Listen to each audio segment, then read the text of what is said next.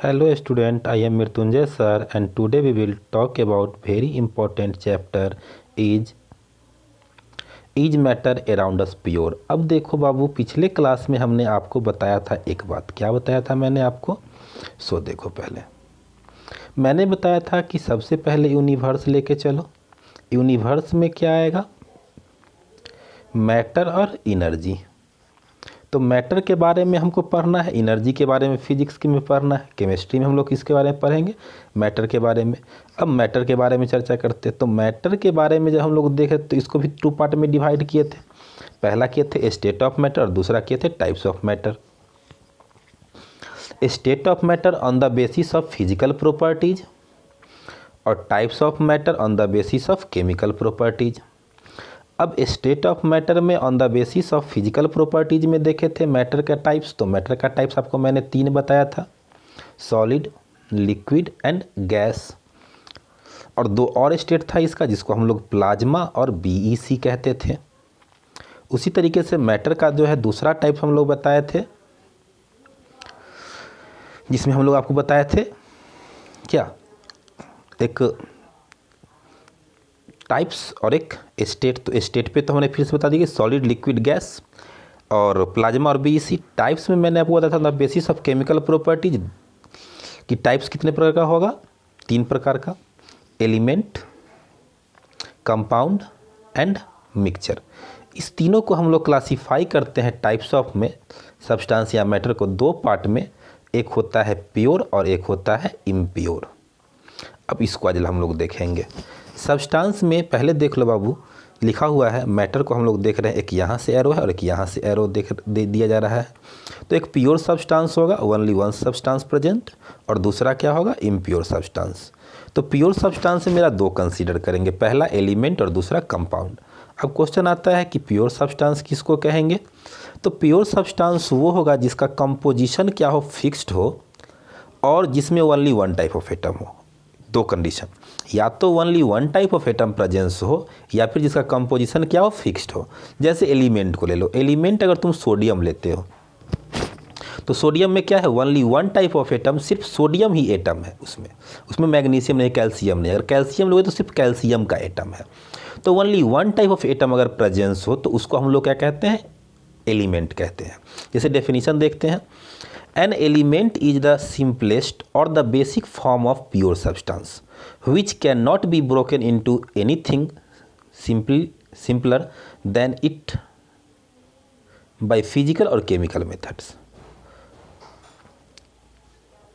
कहने का मतलब कि जो एलिमेंट होता है वो basic form of pure substance होता है, क्योंकि इसमें only one type of atom presence होता है, और इसको हम क्या कर सकते हैं? ब्रोक नहीं कर सकते, तोड़ नहीं सकते। ये एटम होता है। एटम जब बिल्डिंग एटम कह सकते हैं, बिल्डिंग ब्लॉक ऑफ क्या है? एटम्स। एलिमेंट को कह सकते हैं building block of atoms, only one type of atoms. तो only one type of atom जब कंबाइन होगा तो क्या फॉर्म करेगा? एलिमेंट फॉर्म करेगा। अब एलिमेंट में फर्दर देखते हैं। एलिमेंट जो है 3 टाइप्स का होता है, इसमें आपको दिखाई भी दे रहा होगा। एलिमेंट में टाइप्स कौन कौन सा है? एक मेटल, दूसरा नॉन मेटल और तीसरा क्या है आपका? मेटेलॉइड्स। अब कहोगे मेटल क्या होता है? तो आप पहले भी देखे होंगे कि मेटल उसको कहते हैं जिसका सरफेस शाइनी होता है, नॉन मेटल का सरफेस शाइनी नहीं होता है। मेटेलॉइड दोनों की इंटरमीडिएट प्रॉपर्टीज वाला होता है। लेकिन हम यहाँ नया डिफिनेशन देंगे। मेटल वो होगा जो इलेक्ट्रॉन लूज करेगा और कैसा चार्ज बनाएगा? Positive, M+। जैसे सोडियम Na है, ये 1 इलेक्ट्रॉन लूज करता है तो क्या बनाता है? Na+। क्यों? क्योंकि ये ऑक्टेट पूरा करना चाहता है। दूसरा होता है नॉन मेटल। तो नॉन मेटल वैसा होगा जो इलेक्ट्रॉन गेन करेगा और कैसा चार्ज बनाएगा? नेगेटिव। जैसे Cl 1 इलेक्ट्रॉन गेन करेगा और क्या बनाएगा? Cl-। तो इसको हम लोग कहेंगे मतलब that element which gain electron to form negative ion is known as क्या? Non metal. अब तीसरा होता है मेटेलॉइड्स। मतलब इन दोनों के इंटरमीडिएट जो प्रॉपर्टीज होगा उसको हम लोग क्या कहेंगे? मेटेलॉइड्स। अब आते हैं इसके दूसरे टाइप में, कंपाउंड। अब कंपाउंड जो होता है वो 2 एंड मोर देन 2 हो सकता है। जैसे आपको अगर हम बताएं तो आप H2O ले लो। तो H2O में कितना एलिमेंट है? 2 एलिमेंट्स है, H और O, मतलब हाइड्रोजन एंड ऑक्सीजन। अब ये फॉर्म कैसे किया? तो H का वैलेंसी 1 होता है, O का वैलेंसी 2 होता है।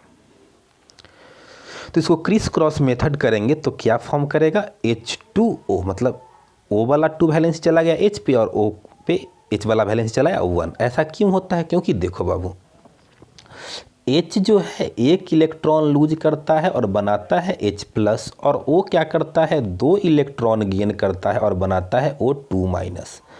क्यों ऐसा करता है 2 इलेक्ट्रॉन, तो H के लास्ट ऑर्बिट में एक इलेक्ट्रॉन, तो इसका इलेक्ट्रॉनिक कन्फर्मेशन भी 1, और O के लास्ट में मतलब इलेक्ट्रॉनिक 2 और 6। तो ये ऑक्टेट पूरा करने के लिए इसको कितने इलेक्ट्रॉन चाहिए, 2 इलेक्ट्रॉन, जो किससे लेता है, हाइड्रोजन से। तो O के पास अगर हम सिंपली देखें तो 2, 2, 4, 5 और 1, 6, तो एक H यहाँ से आकर के जुड़ जाएगा और एक H यहाँ से। तो इससे क्या देख रहे हो कि O का ऑक्टेट भी पूरा हो जाएगा और H का क्या पूरा हो जाएगा, ड्यूप्लेट। तो इसीलिए एक ऑक्सीजन से कितने हाइड्रोजन जुड़ सकते हैं, 2। लेकिन ये जुड़ रहे हैं तो इनका कंपोजिशन क्या है, फिक्स है। कहने का मतलब कंपोजिशन H2O, तो H का एटम कितना, 2, और O का कितना, 1, तो इसका रेशियो क्या हो जाएगा, 2:1। तो ये एटम का रेशियो 2:1 होगा, जबकि इसके मास का 2 हाइड्रोजन का मास 2 और 1 ऑक्सीजन का मास 16। तो इसको क्रॉस करेंगे तो 1:2 कितना आ जाएगा, 8। मतलब कि H2O का मास का जो प्रपोर्शन होगा वो भी फिक्स होगा 1:8, और एटम का प्रपोर्शन क्या, 2:1। ये हम 1 ग्राम वाटर ले, चाहे 100 ग्राम वाटर ले, चाहे 1 kg वाटर ले, ये प्रपोर्शन कभी भी चेंज होने वाला नहीं है। तो इसको हम लोग क्या कहते हैं, कंपाउंड कहते हैं। अब कंपाउंड भी 2 तरह के होते हैं, एक ऑर्गेनिक कंपाउंड और दूसरा इनऑर्गेनिक कंपाउंड। तो ऑर्गेनिक कंपाउंड वो होगा जिसमें कार्बन प्रेजेंस होगा जनरली, और इनऑर्गेनिक कंपाउंड वो होगा जिसमें कार्बन प्रेजेंस नहीं होगा। जैसे अब कोई पूछे तुम्हारे शरीर तुम्हारा बॉडी ऑर्गेनिक है या इनऑर्गेनिक है, तो क्या है, ऑर्गेनिक है। वो कैसे ऑर्गेनिक है, तो कहोगे जिसको जलाएंगे तो क्या होगा, जलेगा, क्योंकि जिस चीज़ में कार्बन होगा वही चीज़ क्या होता है, कम्ब्यूस होता है जनरली। तो कार्बन होने के कारण ये हमारा शरीर अगर जल रहा है, कार्बन प्रेजेंस है इसीलिए जलता है, तो हमारा शरीर क्या है, ऑर्गेनिक सब्सटेंस है। लेकिन अगर लोहा को तुम जलाओगे, आयरन को, तो आयरन जलेगा, नहीं जलेगा। वो हीट होगा, मेल्ट होगा, लेकिन जलेगा नहीं, कम्ब्यूस नहीं होगा। तो वो कैसा सब्सटेंस है, इनऑर्गेनिक सब्सटेंस। अब इनऑर्गेनिक सब्सटेंस में मोलिक्यूल्स एक टर्म आया। तो मोलिक्यूल्स किसको कहते हैं, जब एटम और एटम मिलता है, एटम और एटम तो क्या बनाता है, मोलिक्यूल्स। जैसे O + O = क्या बनाएगा, O2। तो O आपका एटम है, ये O भी एटम है, और O2 जो फॉर्म कर रहा है वो क्या है, मोलिक्यूल्स है। अब कहोगे ऐसा सर क्यों, तो O का जो एटम होता है 2 और 6, इलेक्ट्रॉनिक कन्फिग्रेशन लिखा है 2 और 6 आएगा, और इसका एटॉमिक नंबर कितना है, 8। अब इसके पास लास्ट ऑर्बिट में 6 है, तो ये पूरा कितना करना चाहेगा, 8। तो 8 पूरा करने के लिए क्या करेगा, शेयर करेगा इलेक्ट्रॉन को। तो O के पास, इस O के पास भी 2, 2, 4, 2, 6, और इस O के पास भी 2, 2, 4, 2, 6 है। तो ये भी अपना इस कंडीशन में ऑक्टेट पूरा कर लेगा, और ये भी ऑक्टेट पूरा कर लेगा। जब 2 इलेक्ट्रॉन शेयर करता है, तो देखो 2, 2, 4, 2, 6, 2, 8, इस O के पास भी है 2, 2, 4, 2, 6, 2, 8।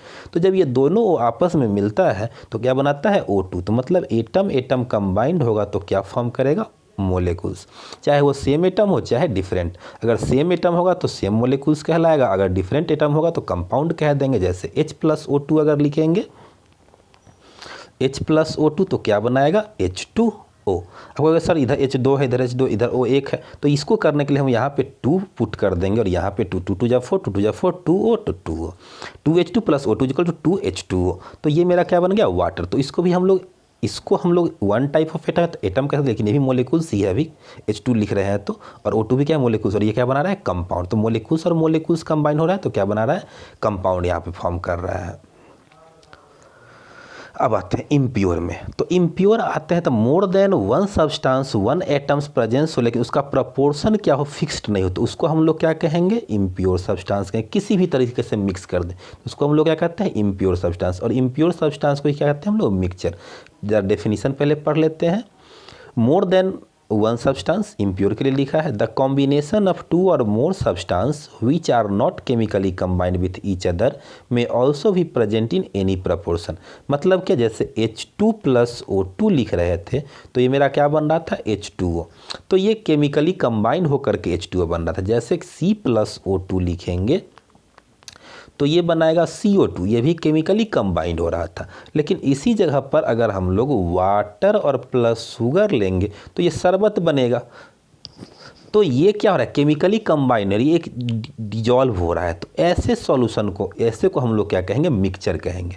मतलब 2 एंड मोर देन 2 सब्सटेंस है, लेकिन उसका प्रपोर्शन कुछ भी हो सकता है, फिक्स्ड प्रपोर्शन नहीं है, तो उसको हम लोग क्या कहेंगे, मिक्सचर। अब मिक्सचर कितने तरह, मिक्सचर 2 तरह का होता है, एक होमोजेनियस और एक हेट्रोजेनियस। होमोजेनियस और हेट्रो, होमो मतलब सेम, हेट्रो मतलब डिफरेंट, जिसका सेम थ्रू आउट होगा उसको हम लोग कहेंगे होमोजीनियस मिक्सचर, जिसमें सेम थ्रू आउट नहीं होगा उसको हम लोग क्या कहेंगे, हेट्रोजीनियस मिक्सचर। अब कहोगे सर कैसे, जरा सा समझाइए इसको। होमोजीनियस, जैसे तुम एक गिलास पानी लो